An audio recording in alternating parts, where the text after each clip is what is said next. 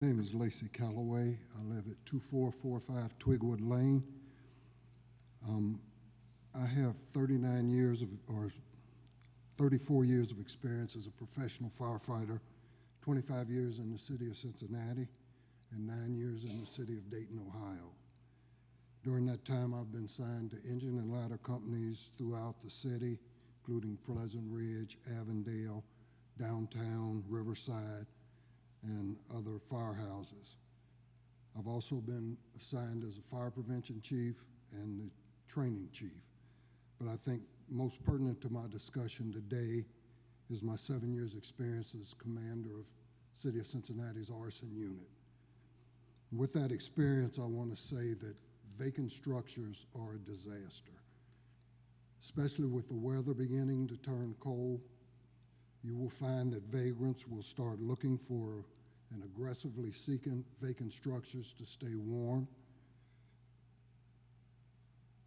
With a structure that size, it's almost like putting out a sign that says condos available to them, because they will come. I can also tell you that there's no locks or alarms that will keep them out. That's been tried numerous times in my experience. They've got a saying that if you make something more foolproof, somebody just makes a bigger fool.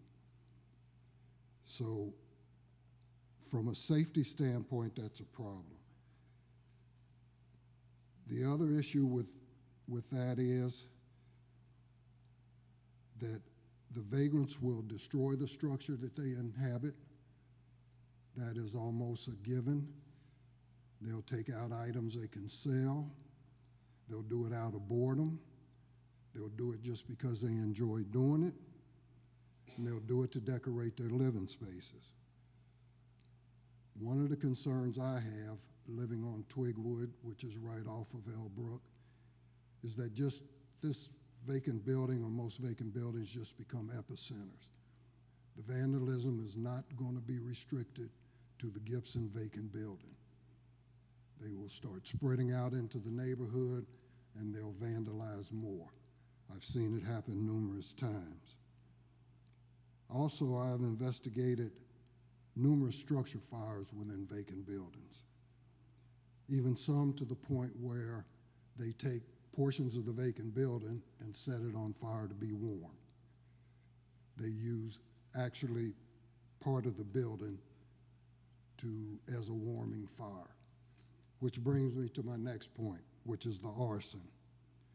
The vast majority of incendiary arson fires that we investigate during the winter months occur in vacant structures. A fire in a vacant structure the size of the Gibson area is very hazardous to first responders, especially after the building's been vandalized. It requires a lot of manpower, and it's extremely dangerous. It's dangerous from collapse because the building's already been compromised, the heat and the smoke, and a building that size, the disorientation is very, very hazardous to first responders. Finally, I don't think that anyone here wants that property to remain as a vacant structure forever. At some point, it'll have to be demolished and redeveloped. For the points that I previously stated, I believe the sooner the better. When the cold weather comes in, I think we're going to start seeing the problems developed. I also want to state that I'm not an entrepreneur, I'm not a financial guy, so I may be wrong, but I believe that getting started on the building and getting the opportunity for occupation of a new structure with a tax base, as everybody's talking about, would be better the sooner the possible. The sooner it's done, the better. From my experience, an empty lot is much safer than a vacant structure. In conclusion, I want to say that I don't think there will ever be enough rules and oversights to please everybody. But after being involved with a few various local governments, Cincinnati, Dayton, and a few others, to mention a few, I think that the people here that were elected here in Amberley Village show that they're capable of and have the desire to make decisions for the good of the residents with no outside financial or political agenda. So from a safety sake, I do support the rezoning of the Gibson property. Any questions? Thank you. Anyone else?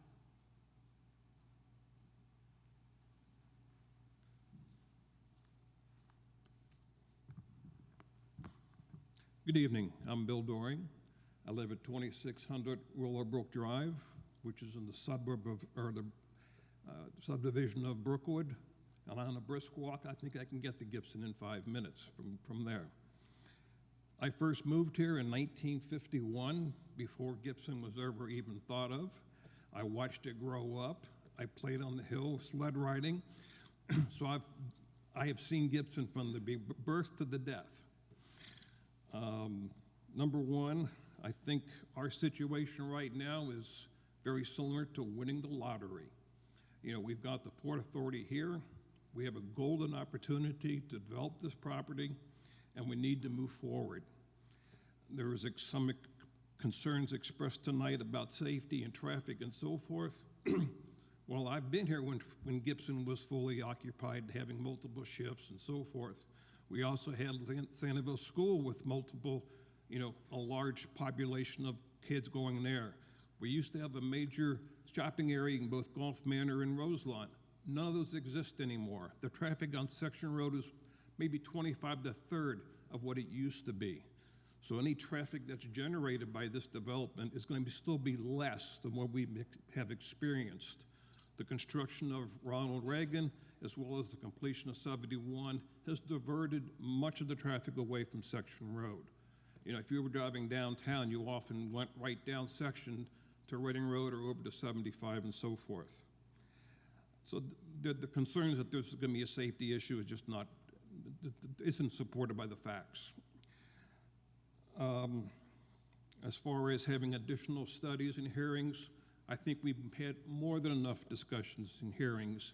It's like we can't study this thing to death, and I have considerable concerns that we seem to be trading on areas that we shouldn't be trading, such as trying to decide whether we should vote for this depending on what the industry is going to be or who the tenant's going to be. We've all seen what those kind of problems happen at the Green when that occurred. So I think we've got to be really careful about where we tread on our water here.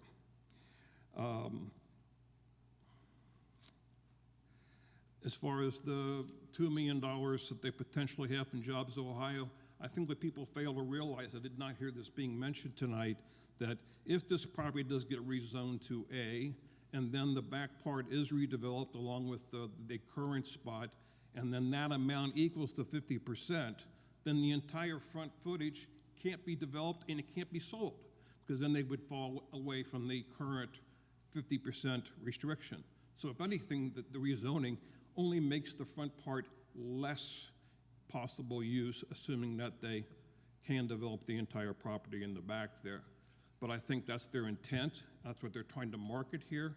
And I think in closing, this council, and I was elected the 3 terms in this council, as many people in this room know, this council has the opportunity right now to push this forward, cash in our lottery ticket, and in fact, let's do a motion also to waive the 3rd reading, show the Port Authority that we support this, we support it now, and move forward. Thank you. Any questions? Anyone else? Mayor, can I speak now, or? I mean, you can speak in the public hearing now. Okay, I'd like to speak. Okay. Most. Well, Okay, do you want me to speak up there? Because I really want to face the crowd and Okay, fine. address a lot of situations that's coming up. And I'm going to offend people, and I'll tell you now, I apologize if I offend you, but I'm passionate about my job. I'm passionate about this community. I'm passionate about doing what's right. I'm going to start off, I got a couple signs I'm going to put up, for the people that say they fully understand and they understand what's going on. I don't think you do. First of all, there's a few residents that spoke, and I know Mr. Younger's one of them, that's been here prior to 1990. and a lot of people spoke today, haven't been here since 1990. Gibson started going down after 1990, if I'm correct. And I'm Mr. Younger, I know you can attest to that, because in the early 90s, Gibson started collapsing at that point. They lost 450 jobs by 1995. And I can guarantee you that the majority of the people that spoke, majority of the people that are on Elbrook Avenue, 20 of the 25 people moved into this village after 1990 when the business was going down.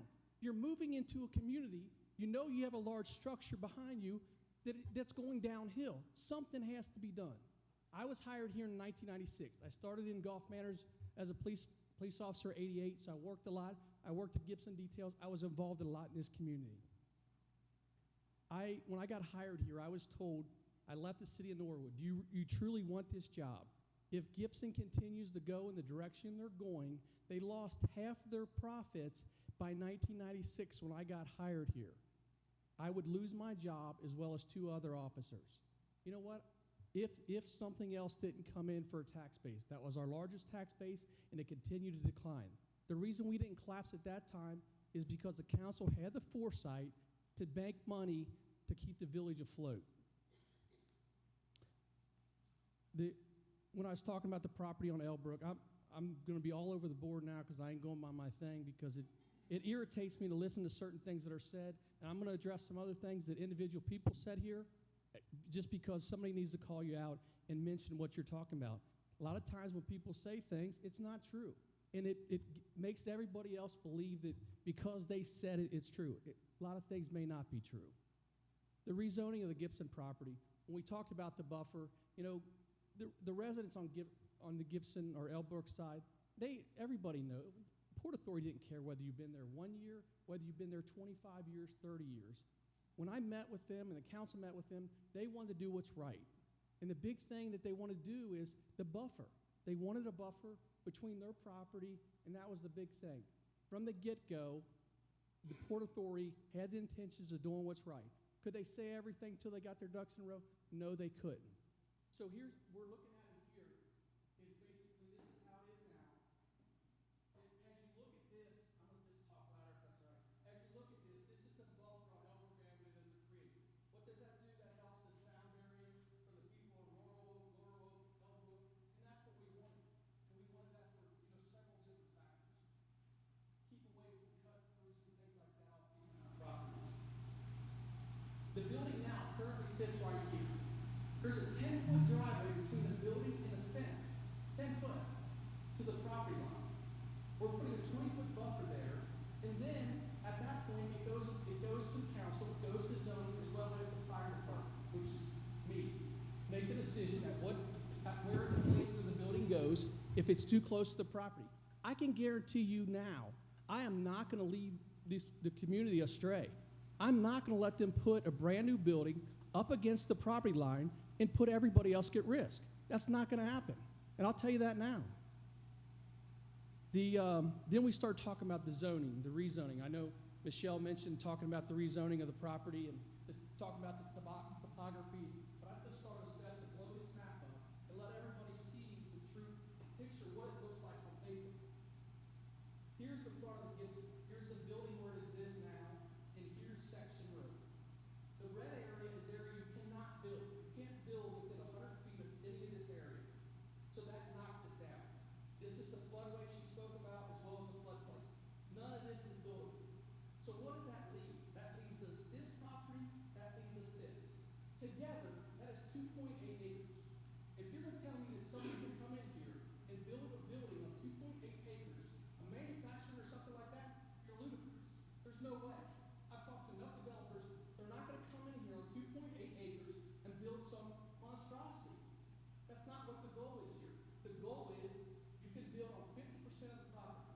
Right now, any realtor will tell you, if you can build on 50% of the back, right now you got 19 acres. If you add that front to it, now they can build on 26 acres. Does that make a difference? Heck yeah, it does, because now somebody looking for property that exceeds 50 acres, it's there because they know they have their 25 acres to build on. When you start hitting different thresholds, it makes a big difference. So I think that that's important. If anybody wants to see that after the meeting, come up and look at it. The pedestrian safety. I've taken a lot of pride in the pedestrian safety in this community. The vice mayor has taken a lot of pride in with her committees and pushed this pedestrian safety. For somebody to make a comment that pedestrian safety is not a priority, that's ridiculous. Ridiculous to the fact you can shake your head and the person I'm talking to knows who I'm talking to. Shake your head all you want. That's been a priority. You know, I gave you the respect, give me the respect.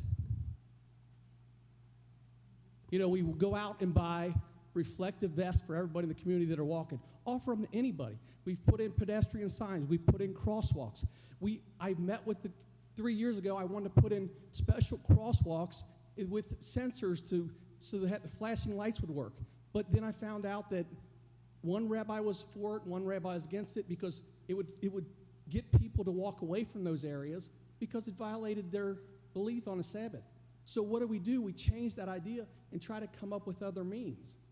You know, my biggest priority with the Gibson property is I think we need a sidewalk on Elbrook from section all the way down to the bridge. I've stressed that in meetings. I stressed that that's something that has to be a priority. We got a grade there, we got a blind curve there, and it creates an issue. The next area of pedestrian safety is areas on Section Road. I spoke to the manager, I spoke to the vice mayor. There's things we need to address. Can we afford to go put sidewalks in? Hell no, we can't. Let's be realistic. We can't. But when we repave this road, can we make the blacktop wider to come up with some safe zones to walk? Because if anybody here has ever walked up section from Farm Acres toward Elbrook, it's not safe. If you really have to pay attention to what you're doing. So that's why we put extra patrols out there. I keep the officers in the south end. You know, the other temples pay for security and pays for officer traffic. I don't do that in the south end because I know it's an issue. We don't charge for, you know, traffic safety down at Lasandaville School. We do that because we care. I don't charge to sit down there and run radar. We don't do that. You know, we go over and above to try to make sure the south end is just as safe as the north end, but we know that's an area. We know that's where a lot of walkers are, and we take a lot of pride in that. I think that I meet with the Orthodox rabbis, and I meet with, you know, I send them emails, I stay in contact with them. You know, we want to do whatever we can to make it better for you guys. As the police department, I want you to know that's our first priority. You know, with this rezoning of this property, I don't think it affects you. I don't think it affects anybody. Do I think that the end user is going to affect you? Yeah, I do. Why?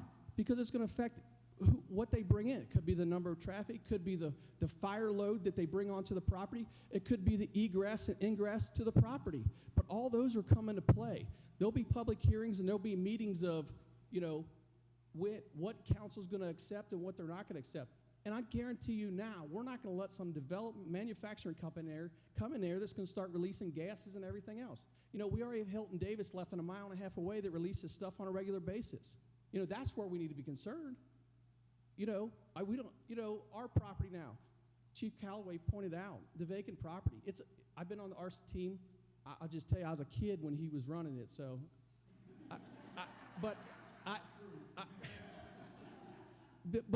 but seriously though, I'll just tell you.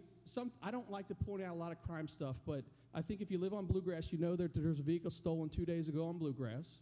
I think if you live down on Bluegrass and Elbrook, you know that we're getting hammered right now on car break-ins.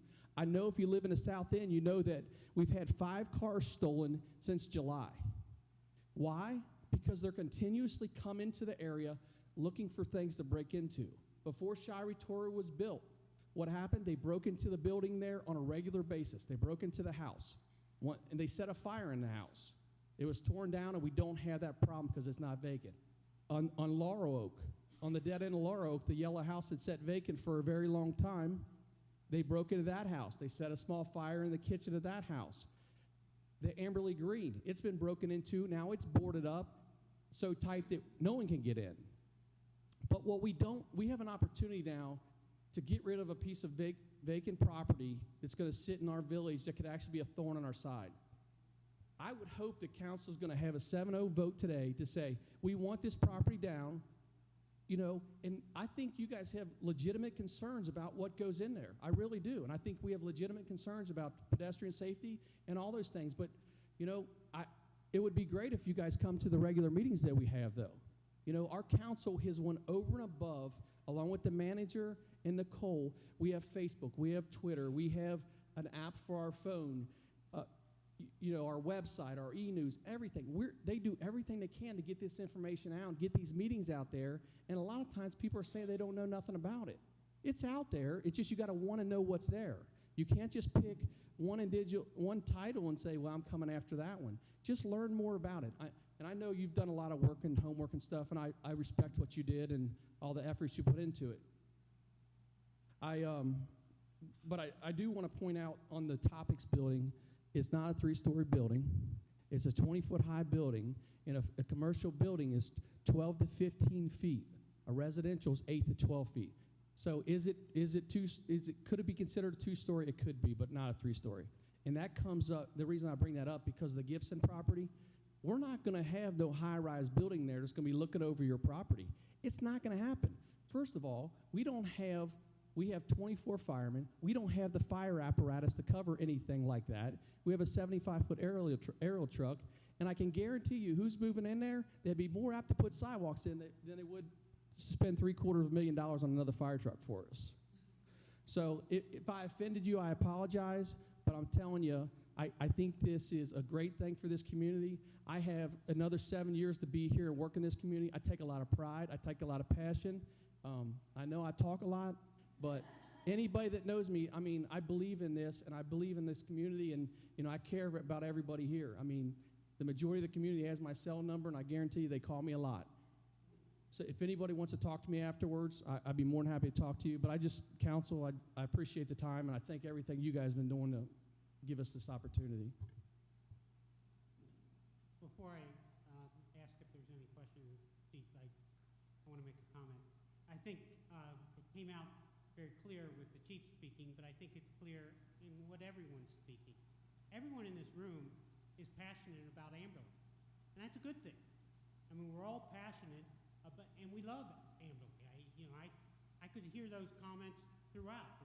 You know, you have the passion and you have the love for Amberley, and I think what everyone is trying to do is make Amberley a better place, and you know, this is a step along the way. And you know, yes, we have to be careful, but you know, when people are passionate about something, I always believe that you will come up with the best answer in the end, because that passion translates into energy and involvement. And I know I've been down to that site in the past month 7 times, just to keep walking the property and understand more about the property. And I know council members have been down there. So I assure you that this council is very committed to getting this right. And with that as the comment, any questions for the chief? Any?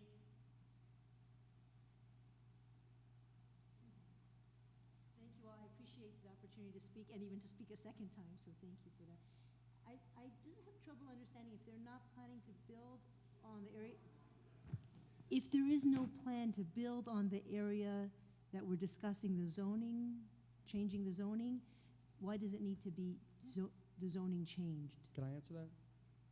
The reason is because you can only build on 50% of the acreage. So the way it stands now, they can only build on 39%, 50% of that 39 acres, so basically 19 acres. If they rezone the front, they don't have to touch the front nor build the front, but that gives them the opportunity to build on 8.5 more acres in the back. Okay. But if you look at the map, you know, how the 2.8 acres is not a lot, because I'm telling you, I haven't spoken at hardly any of these meetings on purpose, because I was really trying to truly understand the whole thing of the why, you know, because everybody said they can't build on that. But then when I asked Wes to put this map, start getting this together, and I realized we have 2.8 acres, but it's separated. And then it's not only separated, it's separated by the waterway, the creek, so you can't get over top of it. So that's why they need that to be able to parcel that, you know, or sell that off as available to build at 26 acres or whatever the number. I don't know what the number is, 26 or something. I'm sure we'll come Yeah. through it again. Okay. I intend to make some comments on it. So. Is there a way to protect the green space at the front? And It's is it- protected by federal law. Okay, Yeah. thank you.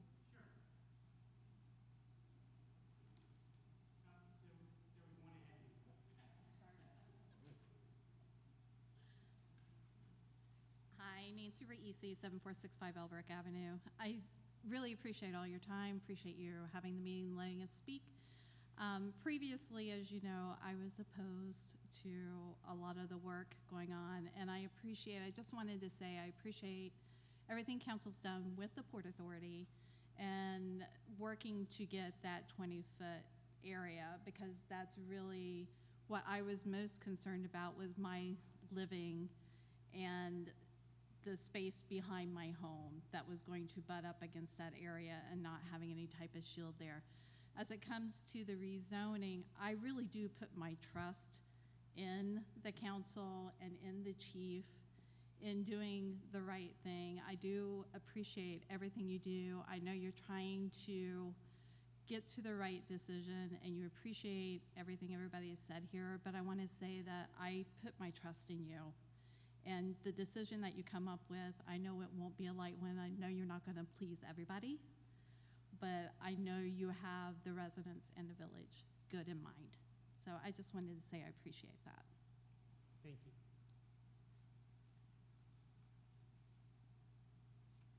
Hi, I'm Andy Radin, 2628 Fair Oaks Lane.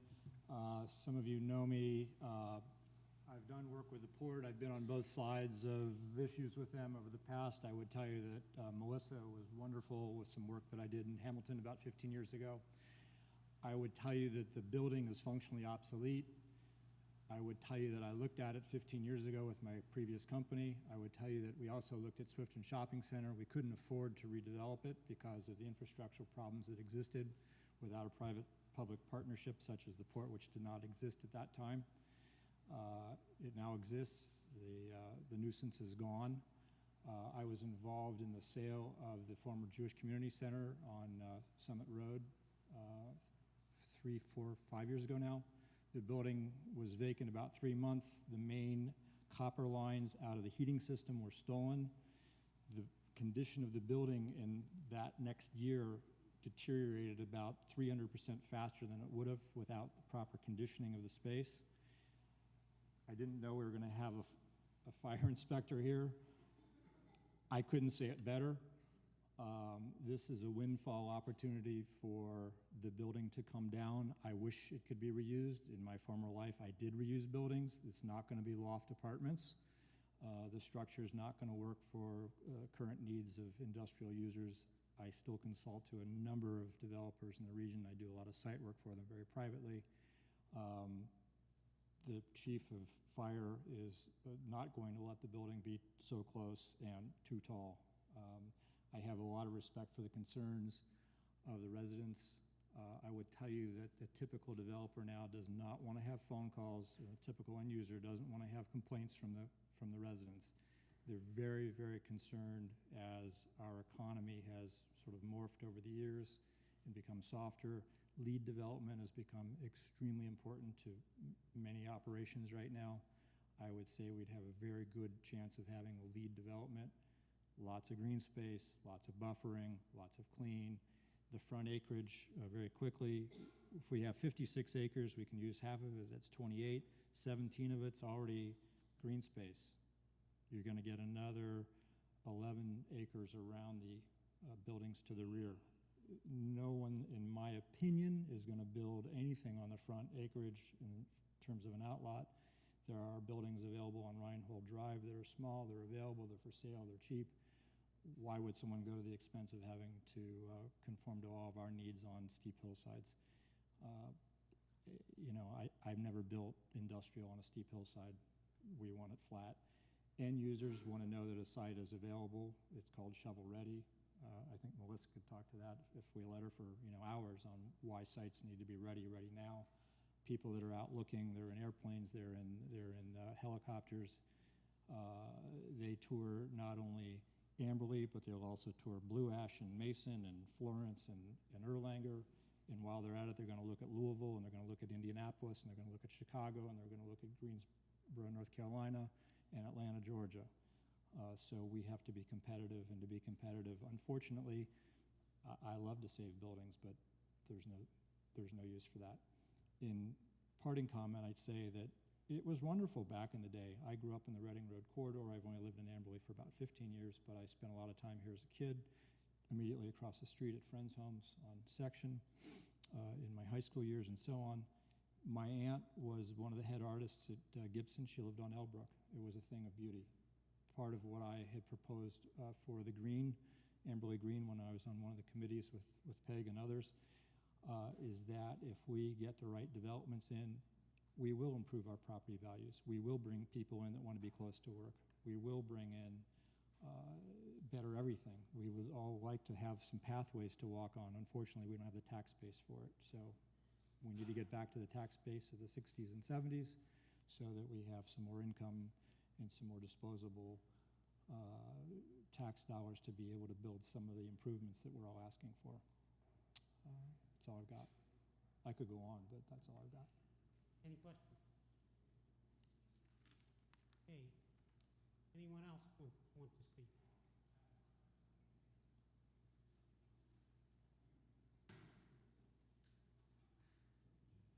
You're next. Good evening, Frank Davis, 8389 Ridge Road. I'm here to speak in favor of the request for rezoning and the recommendation of the Planning Commission, which I support. There's a lot of things I was going to say. I think a lot of them have been said. You don't want to hear them again. Just from my perspective, I'm trying to bring it down to the specific issue tonight, which is the rezoning. I think when you look at the request for a rezoning of property, the first thing I look at is the current zoning appropriate? And I think in this case, clearly it's not. You have Residence A and Residence B zoning. I don't think anybody would ever suggest that a residential developer would spend the costs it would take to make that site developable for residential, for a half-acre lot that's surrounded, or a full-acre lot, which is most of it, when it's sitting right next to a railroad track and with industrial around three sides. So I don't think the existing zoning is appropriate. I think the idea of trying to keep it residential so it won't get built is why it's understandable. I think it's not necessarily defendable. The community's already had enough issues with trying to so narrowly restrict the use of a property that the courts have ruled that it's a taking, and we ended up having a bad problem with Amberley Green on that. This property could not be sustained, I don't think, being held at the existing zoning of Residence A and B. So for that step, I think the existing zoning is not appropriate. Is the proposed zoning appropriate? Yes, I think the proposed zoning is appropriate. You've got industrial zoning on three sides. Currently, you've got railroad tracks, you've got access through a primary street to Reading Road. I think it maintains the land use pattern that's in existence.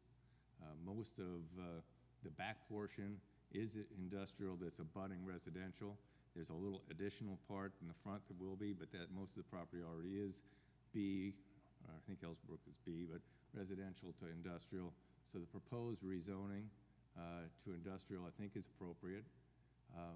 The next part that you want to look at is, does the proposed zoning have a negative impact on the surrounding property owners and affect their quality of life? I think the problem here tonight, some of it is there's a lot of concern about what would be built there, but we're sort of treating like this is the end of the process. Instead, it's really the beginning of the process.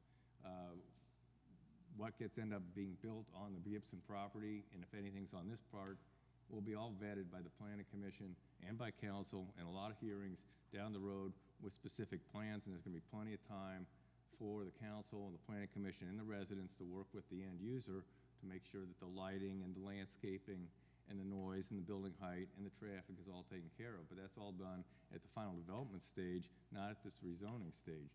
So I think there's going to be plenty of time, and we already have certain things in place with the 100-foot setback, with the floodplain regulations and the floodplain regulations, that there's going to be plenty of ability to buffer and screen the property that's being proposed to be rezoned, so it won't have a negative impact on surrounding property owners. Then the third thing is, clearly, is it in the best interest of the property owner and the village as a whole? I think clearly it's in the best interest for all the things that have been said tonight about the availability of using the back portion and other aspects. It's in the best interest of the current property owner, and I think for all the things that have also been said about the financial needs of the village, and this being the most important industrial property we have in the village, that it's in the best interest of the community. So for those three points, A, the existing zoning's bad, B, the proposed zoning is appropriate and won't have a negative impact on the property, and C, that it's in the best interest of the property owner and the community at large, including the residents, because of the benefits of getting rid of the blighted building, the redevelopment, and the financial stability that will provide for all the residents. Then for all those reasons, I support the rezoning. Any questions?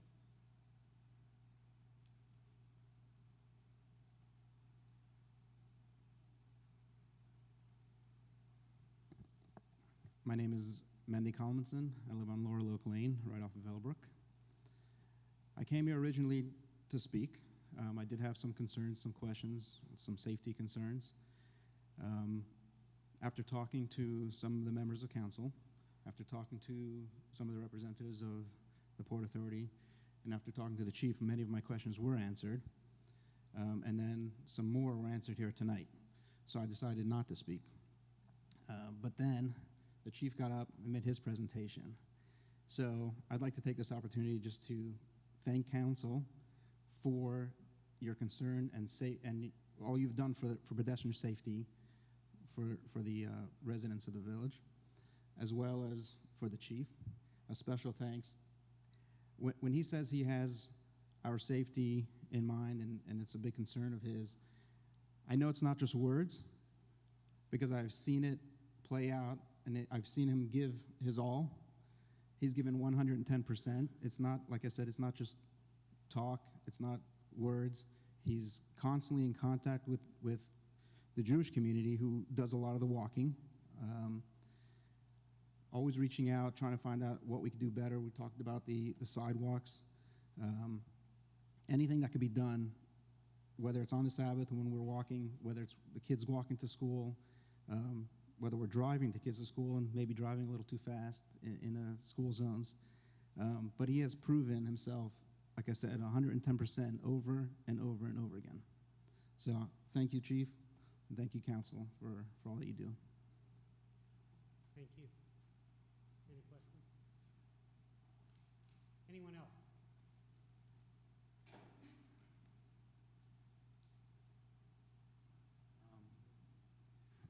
Chief, I want to just say as well, I greatly appreciate everything you do for our community. And your diagrams, I think, are very much of value, actually.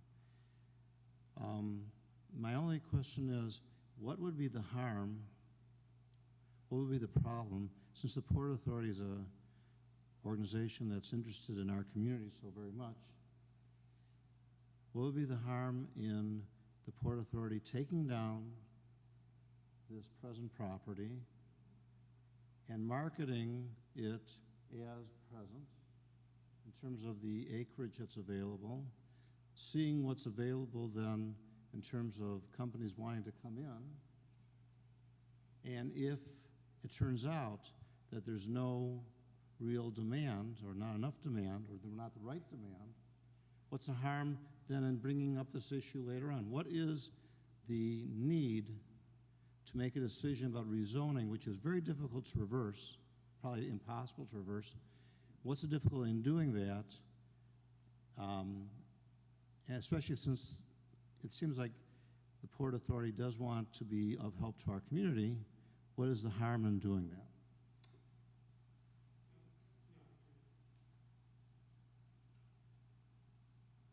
Okay, any other presentations or comments? If not, I would like to close the public hearing. It is now 8:17. Okay, we're gonna take a very, very short break before we reconvene for discussion.